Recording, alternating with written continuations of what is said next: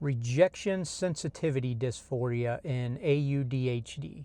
This is something that I experience often, and I have my entire life. And I can remember going back to when I was a kid, curled up on the couch in a state of overwhelm, withdrawn, alienated, and not expressing myself to anyone. And that's a state that I still find myself in, although maybe not physically balled up on the couch. Recently, I had a trip 4th of July weekend with a bunch of family, including both my daughters, 17 and 12, to the beach. And something happened there where I'm divorced. They live with their mom. I have part-time custody. They ended up calling their mom to come and pick them up. And RSD, or rejection sensitivity dysphoria, definitely hit me right in the face, in the heart, in the everything. And I withdrew. And it's crazy because when this happens, logically, I and others can be in a place of not wanting to withdraw. Logically, I can be saying in my mind that I want to express myself.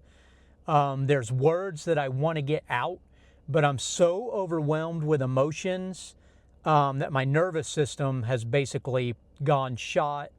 Fight or flight mode is engaged. My amygdala's going crazy, and it's all very overwhelming.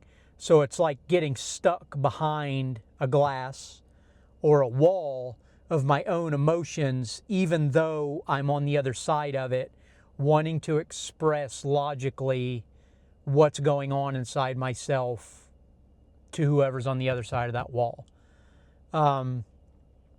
So when this happened, they had their mom come and pick them up, and I was withdrawn and shut down, although I was trying not to be. And when they went to leave, both of them, I did tell them bye. I said, I love you, but it was definitely so far from the way I actually wanted to express myself when they were leaving. It was more like a bare minimum of what I could manage to achieve to get out of myself, instead of what I was feeling. And that's a typical occurrence. That's very common with RSD. And it has a lot to do with the emotional dysregulation. When we go into a place of emotional overwhelm like that, it's hard for us to regulate, and it's hard for us to take initiative into communicating what we're thinking. So that's what happened to me when they left. Although I wanted to communicate with them, I didn't. And then once they leave, I feel completely guilty. I feel like a failure. I feel like a piece of crap. Simple terms. How could I not express myself to them? You know, I wanted to hug them. I wanted to squeeze them tight. I wanted to tell them I love you so much. But I didn't. And that's typical. And it's something I deal with all the time. Even simple for AuDHD people, autistic people, it can be such a simple perceived rejection. We are so in tune with pattern recognition, constantly evaluating, constantly seeking new patterns, associating them with patterns from the past to see if there's an emotional issue or a way that we're being rejected. And when we perceive it as being rejected, it's a very powerful thing, and it's a very emotional thing, and it creates a very emotional, withdrawn, potentially, place that's hard to get out of. Communication's the best way to get out of it, but like I expressed earlier in my example, it's not easy to do. Theory, simple as can be. Practice, hard as heck. So with rejection sensitivity, it can be anything we perceive to feel rejection. I'm looking at some notes that I took on my laptop because I'll forget this crap. I'd like to pretend that I'll remember it and recite it and say it over and over again. I'm AuDHD. The chances of me holding focus or having the discipline to recite things over and over again in my head to bring this to you perfectly and never look at anything, it's slim and none. It's just the truth. So I have notes. Plus, I really just like telling my story. And I just use like the factual based notes that I took to bring me back to parts of my story that express them. So RSD feels like emotional overwhelm and an internal crash. It's kind of like, it's similar to me with executive dysfunction, because I know I mentioned executive dysfunction. It's similar in a way, and how the two are like one and the same for me is executive dysfunction. I'm not going to get into it too much, probably another video, but if I've got here's executive dysfunction for me. I'm on my riding mower, I'm mowing my grass. I should be mowing my grass, right? No, I am mowing my grass. I'm looking at the weeds that are growing by the trees in the yard. I'm looking at the limbs that have fallen out of the trees in the yard. I'm looking at the chickens that have wallered holes all in my yard and are beating my brains out while I'm on the mower. And I'm making this big, huge list of anxiety fueling things in my head that make my experience sitting on my mower far from just hanging out on my mower listening to music. I'm on my mower building up this huge, confusing pile of things that I need to do, each attached with an anxiety that I feel like it needs to be done now. Part of my autism, control. I need it to be in control. I need it in sequence. So I need it all to be done now. How this relates to the way I feel sometimes when I have RSD is the overwhelm and the anxiousness. When I'm in that, because I can go into that state of emotional overwhelm when I'm on my mower, observing all the things that need to be done that I'm never going to stay on top of in my head. I need them done right now. That's the same feeling that I get in RSD when I'm in a state of emotional overwhelm and I'm locked up and I can't communicate myself. With RSD, I'm in an emotional state, I'm frozen and I don't communicate myself.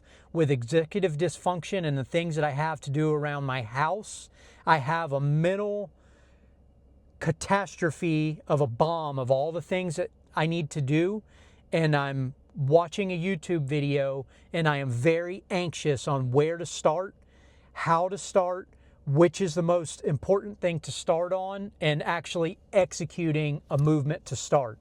RSD, executing a movement to communicate. It's a similar feeling, and it's part of who we are. So with RSD, when we're in that state, it's best to try to communicate as openly as possible, because I'll find myself wanting to communicate and working to communicate, but I also notice that I communicate not from exactly where I am in that moment, but more exactly how I perceived the situation to feel rejected. So it's like with my wife, my significant other, thank God I can communicate with her openly and she understands. Doesn't mean I do it all the time. Doesn't mean I do it most of the time. This is my struggle. I notice it's best if I communicate what's actually going on inside me, not what I perceived to be going on from you that made me feel this way. So the communication that helps is, babe, I'm really overwhelmed. I feel rejected. I'm trying to communicate myself. I'm trying to talk about it, and it's hard, and I don't really know how to get it out. That is what works for me. What doesn't work for me is holding it in my communication, what I think is communicating being from a perspective of my perceived rejection, and this is an example of that communication. Babe, I don't understand. We never spend time with each other. You're always on your laptop. Why are we even in a relationship? We don't do anything together. So both things are authentic to me in that moment. One of the things, the first example I gave is authentic to me and what's actually going on. The second is authentic to me in the way I'm perceiving the situation. So trying to communicate from the second example as how I'm perceiving the situation usually isn't helpful.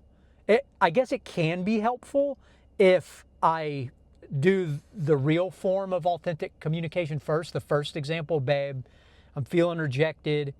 I'm trying to communicate myself the best I can.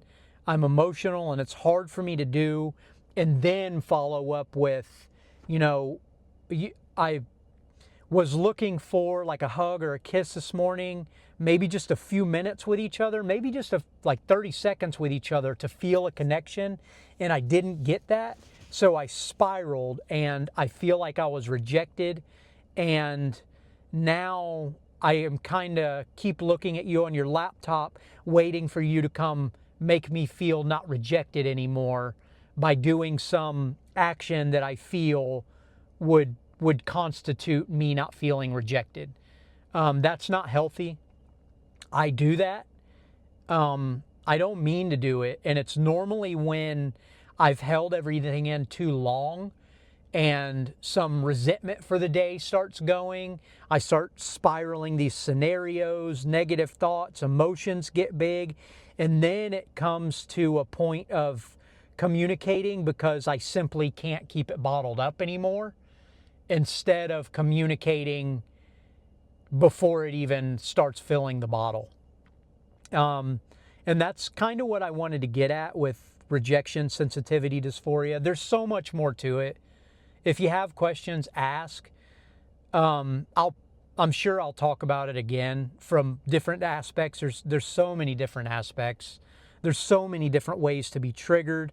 There's so many responses. There's so many ways that we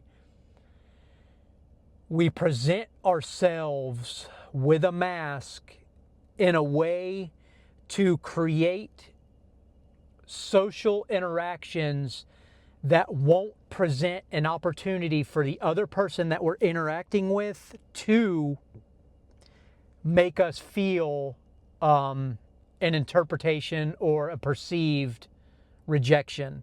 So there's a lot more to it than what I'm putting here. This is just what I wanted to share today. Thank you, guys.